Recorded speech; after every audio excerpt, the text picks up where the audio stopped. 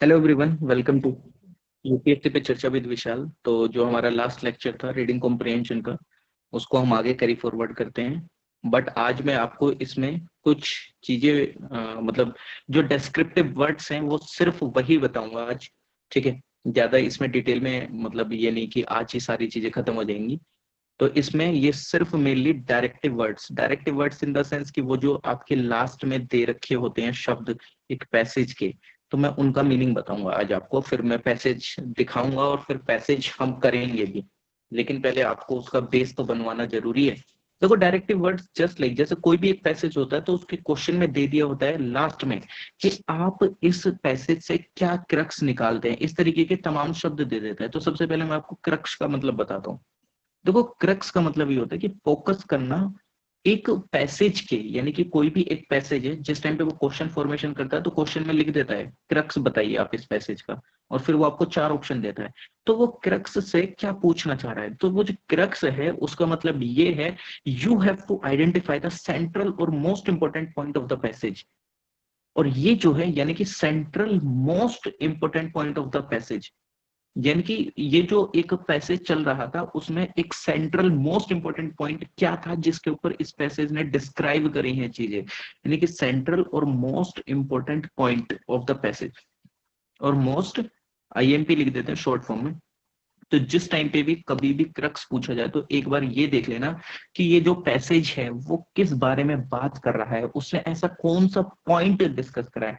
इस चीज से पता चलता है एक एस्पिरेंट की रीडिंग एबिलिटी कि उसके अंदर उस पैसेज के अंदर क्या कोर एक मैसेज जो दिया गया है, क्या वो एक रीडर को समझ में आया है कि नहीं आया है।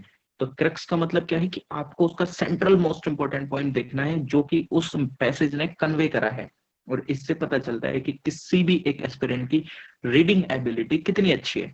Now we are moving to the another directive word and that is inference. Inference कई बार वो आपको पैसेज के क्वेश्चन में देगा देगा आपने पीवाईक्यू भी देखे होंगे, मैं तो दिखाऊंगा ही, लेकिन पहले मैं ये सारी चीजें समझा दूं ताकि आप जब क्वेश्चन सोल्व करें तो आपको आसानी रहे जब मैं क्वेश्चन सोल्व कराऊंगा। तो ठीक,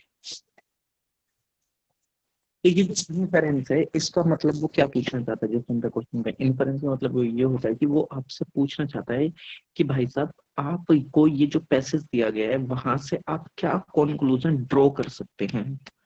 और एक मतलब एक जो इंफॉर्मेशन है उसके बेसिंग मतलब कंक्लूजन क्या एक आ सकता है, ये जो इंफॉर्मेशन आपको प्रोवाइड करी गई है। इस चीज से एस्पिरेंट का रीडिंग एबिलिटी ये पता चलती है कि वो कितना रीडिंग बिटवीन द लाइंस कर रहा है, यानी कि वो कितना समझ के चीजों को वो पढ़ रहा है। ठीक है, यानी कि कुल मिला के ये देखना होता है कि ये जो एट लास्ट जो जस्ट लाइक जैसे आप जीएस की मेंस आंसर राइटिंग में लिखते हैं कंक्लूजन लिखते हैं पूरा, तो यानी कि आप वहां से क्या निकाल पा रहे हैं कि हाँ एट लास्ट ये इस चीज से हमें ये एक कंक्लूजन पता चला कि हमें ये नहीं करना चाहिए, ये नहीं करना चाहिए, इस तरीके से हमें फ्यूचर में ये करना चाहिए। मतलब कुल मिला के जैसा आपका एक कंक्लूजन होता है जीएस में, वो जो आप कंक्लूजन लिखते हैं लास्ट में क्या करते हैं, वो जो एक पूरा मेन बॉडी डिस्कस करा गया है, जो आपने इंट्रोडक्शन लिखा है, वो सारी चीजों का एक क्रक्स ही तो नीचे देते हैं, मतलब क्रक्स सॉरी, एक कंक्लूजन देते हैं ना।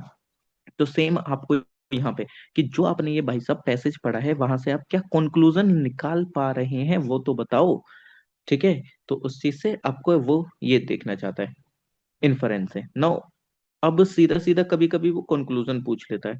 ठीक, कंक्लूजन मतलब one of the same thing हो जाती है इन्फरेंस और कंक्लूजन। ठीक है, एज सच इतना कोई ओवरऑल डिफरेंस नहीं है। इसमें बस ये है कि वो आपका एक व्यू पॉइंट देख लेता है। कई बार ये होता है ना कि ऐसा नहीं है कि सीधी सीधी लाइन आपको पैसेज में देखी हुई मिल जाएगी, वो कई बार आपको ओपिनियन दे देगा। ठीक, तो वो आप उससे आपकी ओपिनियन का पता चल जाता है या आपके आर्ग्यूमेंट्स का पता चल जाता है। ठीक, कि बेसिकली आप क्या सोच रहे हैं। मतलब कई बार क्या होता है कि ऐसा थोड़ी होता है कि जो ऑप्शन दिए गए हैं वो सारा कंक्लूजन आपके उसमें मेंशन है, वो जो पैसेज है। कई बार आपने पैसेज पढ़ा फिर उसके बाद आपको अपनी थिंकिंग लगानी है कि भाई साहब आप यहाँ से क्या समझ पा रहे हैं। ठीक, आपका क्या व्यू पॉइंट है एट लास्ट उसमें, तो आपको वो वहां पे आपको बताना है। ऐसा भी नहीं कि आप अपना बताएंगे कहेंगे सर जो मैं सोच पा रहा हूँ वो तो इसमें है ही नहीं, ऐसे नहीं होता है। ठीक है, तो वो जो ऑप्शंस हैं उनमें से आपका क्या ओपिनियन या क्या आपको लग रहा है, एक व्यू पॉइंट जो है पैसेज का। ठीक, पैसेज का जो व्यू पॉइंट है मतलब कुल मिला के आपका view point in the sense कि वो जो ऑथर है वो उसके अंदर में उसका व्यू पॉइंट क्या था कुल मिला के, क्योंकि वो पैसेज तो लिख दिया गया है, उसके चार ऑप्शन दिए गए हैं। आपका ये ऑब्जेक्टिव पेपर है नहीं जिसमें कि आप अपना व्यू पॉइंट लिखेंगे, तो ऑब्वियसली बात है कि आपको ऑथर का व्यू पॉइंट जानना है इस पैसेज का। ठीक। Okay, now we are moving to another, जो कि है अजम्पशन। अजम्पशन पूछ लिया जाता है कभी पैसेज के क्वेश्चन में। Now what is assumption in this? देखो, अजम्पशन का मतलब सीधा सीधा यहाँ पे ये है कि ये आपसे ये पूछना चाह रहा है कि मतलब आपको रिकॉग्नाइज करना है एक, मतलब जस्ट लाइक नहीं, एज्यूम नहीं कर लेते कि हम प्री अजम्पशन कर लेते हैं कि भाई साहब ये पैसे जो है इस तरीके की चीजें बोलना चाह रहा होगा, ये इस तरीके की ये चीजें हमें बताना चाह रहा है। अजम्पशन करते हैं ना, अजम्पशन यानी कि जो हम गैस करते हैं, एक तरीके से आप ऐसे समझ सकते हैं, यानी कि जस्ट लाइक कि हम क्या एज्यूम कर पा रहे हैं, ये जो इन्फॉर्मेशन हमें प्रोवाइडेड है, यानी कि प्रोवाइडेड इन्फॉर्मेशन के बेस्ड पे आपका क्या एक मत कह रहा है। मत इन द सेंस कि वही ऑथर की बात है इसमें, लेकिन ऑथर ने जो इंफॉर्मेशन आपको प्रोवाइड करी है उन चार ऑप्शन में से आप इनमें से कौन सा एक एज्यूम कर पा रहे हैं कि ये इस पैसेज के ऊपर पे सही हो सकता है। ठीक है। तो इसलिए मैं बोलता हूँ कई बार क्या होता है कि इनमें 100% एक्यूरेसी नहीं आ पाती है। क्यों? मान लीजिए कि आपने कुछ एक अलग एजम्पशन करा है और यूपीएससी ने कुछ एक अजम्पशन करा है, तो ऑब्वियसली बात है आप दोनों के जो मतलब जो थॉट्स हैं वो डिफरेंट हो गए। तो इसलिए इसमें 100% एक्यूरेसी ला पाना थोड़ा सा मुश्किल हो जाता है। मतलब अगर कोई कहे कि मैं जितने पैसे थे मैं सारे के सारे सही मार के आया हूँ और मेरे सारे यूपीएससी में सारे सही है, तो वो थोड़ा सा मतलब ऐसा समझ लो कि वो या तो एक्स्ट्रा ऑर्डिनरी है या भाई उसके पास कोई शक्ति है ऐसी। ठीक। क्योंकि आप खुद सोच सकते हैं कि जो आप एज्यूम कर पा रहे हैं वो सामने वाले ने एज्यूम करा कि नहीं करा, या आप उनके थिंकिंग समझ पा रहे हैं कि नहीं। लेकिन मैं आपको इसमें एक और तरीका बताऊंगा कि आप यूपीएससी की थिंकिंग को भी कैसे समझ सकते हैं, उसका भी एक तरीका है। ठीक। तो जो एक 100% एक्यूरेसी वाली चीज थी ना, तो वो यहाँ पे थोड़ी सी कॉन्फ्लिक्ट हो जाती है कि 100% एक्यूरेसी आ सकती है क्या सर इसमें? तो यार आप खुद देख सकते हैं कि यूपीएससी ने क्या एजम्पशन करा होगा और आपने क्या एजम्पशन करा होगा, तो वो डिफरेंट होने के चांसेस पूरे पूरे हैं। ठीक। आपने मान लीजिए आपने बी आंसर मान लिया, यूपीएससी ने सी मान लिया, तो ये तो आंसर चेंज हो गया। किस्मत अच्छी रही, यूपीएससी ने भी बी माना, आपने भी माना और आपका आंसर सही हो गया। ठीक है। तो वो डिपेंड करता है। नाउ द नेक्स्ट, इसकी corollary and implication based. Corollary and implication वो पूछ लेता है। Corollary and implication based question होते हैं कई बार। इम्प्लीकेशन बेसिकली इसके अंदर वो पूछना चाहता है भाई साहब आपकी एक लॉजिकल कॉन्सिक्वेंसेस, लॉजिकल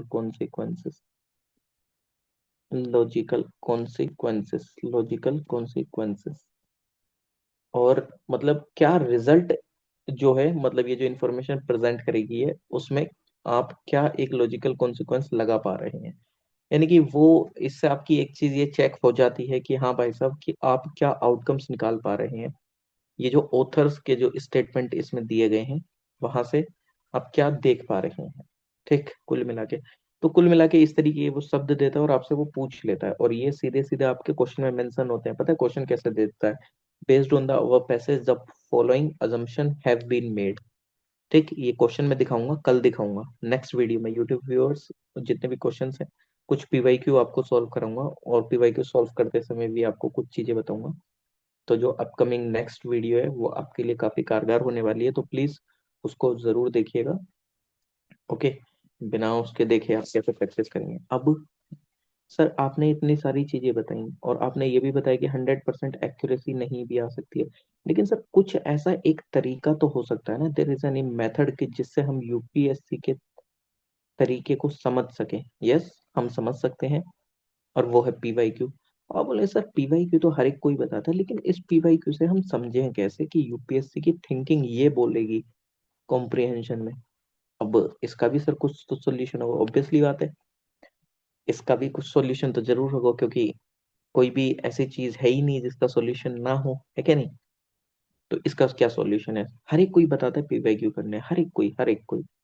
लेकिन इन पीवाईक्यू से पता कैसे चलेगा? तो इसके पीछे का लॉजिक बताते हैं। यूपीएससी सी सेट के पीवाईक्यू उठाइएगा। हालांकि कुछ पीवाईक्यू मैं भी सॉल्व कराऊंगा, बट यार देखो ह्यूमनली तो मेरे लिए भी पॉसिबल नहीं है। कि लगभग मैं 300-400 पैसेज पीवाईक्यू एक ही वन गो में करा दूं। ठीक है, हालांकि मैं भी पीवाईक्यू कराऊंगा, लेकिन कभी आप सोचे कि एक ही बार में मैं 300-400 पैसेज करा दूं तो मेरे को भी बहुत ज्यादा टाइम लग जाएगा। और मतलब मैं भी कराऊंगा, मैं ये नहीं कह रहा कि मैं नहीं कराऊंगा, बट मैं ये एक एश्योरेंस नहीं दे सकता कि मैं 300-400 पीवाईक्यू करा दूं पिछले सालों के जितने भी है टोटल, क्योंकि वो ये एक बहुत बड़ा डिफिकल्ट टास्क हो जाएगा। हालांकि इजी भी है और नहीं भी इजी है, बट देखते हैं। बट हाँ यार, कराऊंगा तो जरूर, लेकिन सारे पैसेज करा दूं वो थोड़ा सा भी कहना मुश्किल होगा, बट हाँ कराऊंगा। तो चलो अब बात आती है कि सर यूपीएससी सी सेट के पीवाईक्यू ले लिए और हम रीडिंग कॉम्प्रिहेंशन से यूपीएससी की थिंकिंग को कैसे समझेंगे। आप एक काम करिए, आप यूपीएससी के पीवाईक्यू उठाइए पिछले 10 साल के, मान लीजिए 2013, 14, 15, 16, 17, 18, 19, 20। देखो अभी जो यूपीएससी प्रीलिम्स देंगे 2025 वाले, उनके पास भी टाइम है, और जो इसके बाद देंगे उनके पास तो बहुत अच्छा टाइम है भाई। और मैं सच बता रहा हूँ, अगर ये चीज कर ली ना, लिटरल में कुछ भी बुक फॉलो करने की जरूरत नहीं है, चाहे कितनी भी बुक आ जाए, आपको कोई फर्क नहीं पड़ना पड़ेगा। देखो सबसे पहली बात क्या, यार यूपीएससी के पैसेज कभी भी कोचिंग इंस्टीट्यूट के पैसेज से मैच नहीं कर सकते। कोचिंग इंस्टीट्यूट पैसेज वो देता है जो कि उसके सिलेबस में हो, और जो कि उसने पहले कुछ आर्टिकल्स अपनी मैगजीन वगैरह में निकाले हों। कभी भी यूपीएससी के पैसेज कोचिंग इंस्टीट्यूट के साथ मैच नहीं कर सकते। तो जिन लोगों के दिमाग में ये है कि वो कोचिंग इंस्टीट्यूट के पैसे सॉल्व कर लेते हैं, उनके टेस्ट पेपर सॉल्व कर लेंगे, तो वो यूपीएससी की थिंकिंग को समझ सकते हैं। तो यार, या तो वो उनके पास कुछ एक्स्ट्रा एबिलिटी है, कुछ नहीं कह सकते उनके लिए, लेकिन यार मैं जनरल लोगों के लिए बता रहा हूँ, जैसे मेरे जैसे आम लोग हैं कुछ, ठीक, उनके लिए यार यूपीएससी एक अलग लेवल है और कोचिंग इंस्टीट्यूट का अलग हो जाता है रीडिंग कॉम्प्रिहेंशन समझने में। कैसे, अब आपको यहाँ पे क्या करना है, 2013 का पैसेज निकालिए। अब आप खुद सोच लीजिए ना यार, 27 भी अगर आए हो 10 सालों में तो कितने हो गए, 270 पैसेज हो गए। यार 270 पैसेज कर लिया ना, तो आपको क्या लगता है आप यूपीएससी थिंकिंग नहीं समझ पाओगे। लेकिन इन 270 पैसेज को करना कैसे है, उनको करना इस कदर है कि देखो 27 पैसेज है, आप एक साथ ही पूरा सी सेट का पेपर भी मत लेके बैठो। अगर आपको लगता है बोरिंग है, टाइम लग रहा है ये सब, 27 पैसेज सॉल्व करो सिंपल। ठीक है, मैथ्स उसका रहने दो, अगर लग रहा है आपको कि सर टाइम नहीं है ये वो है, वो एक अलग चीज है। अगर आप पूरा बैठ के सॉल्व कर सकते हैं तो भी आपके लिए अच्छी बात है, लेकिन अगर नहीं कर पा रहे हैं तब भी यूपीएससी की साइट से पीवाईक्यू डाउनलोड करो प्रीवियस ईयर। आपने 2013 का पेपर डाउनलोड करा, 2010 तक सारे डाउनलोड कर लिए, 27 क्वेश्चन उठाओ, 1 घंटे के अंदर सॉल्व करो। ये मैंने ज्यादा टाइम बता दिया, बट ठीक है कोई दिक्कत नहीं। 1 घंटे के अंदर इनको सॉल्व करो। अब 1 घंटे के अंदर सॉल्व करके क्या होगा, आप एक आंसर शीट पे अपने आंसर लिखो, या रफ पेपर पे जो भी आपके आंसर हैं वो यहाँ पे लिखो आपके आंसर। साइड में यूपीएससी की आंसर की रखो अपने पास, यूपीएससी की आंसर की रखो। अपने आंसर यूपीएससी के आंसर से मैच करो, यूपीएससी से मैच करो। जितने आंसर मैच हो पा रहे हैं अच्छी बात है, जितने नहीं हो पा रहे हैं उनको काटो। और जितने आंसर मैच नहीं हुए हैं, सबसे पहले उनको देखो कि कहीं आप इस उन क्वेश्चन में ऐसे तो नहीं फंसे कि आप बी और सी में कंफ्यूज थे, आपने बी लगा दिया लेकिन यूपीएससी ने सी मार दिया।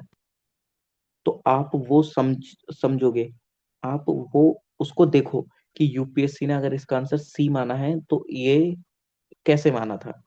हालांकि ये डिफिकल्ट एक्सरसाइज है, कोई नहीं करना चाहता है, क्यों? क्योंकि आजकल सबको शॉर्ट ट्रिक अपनानी है, सबको मैराथन सेशन देखने हैं, सबको शॉर्ट वीडियोस देखनी है।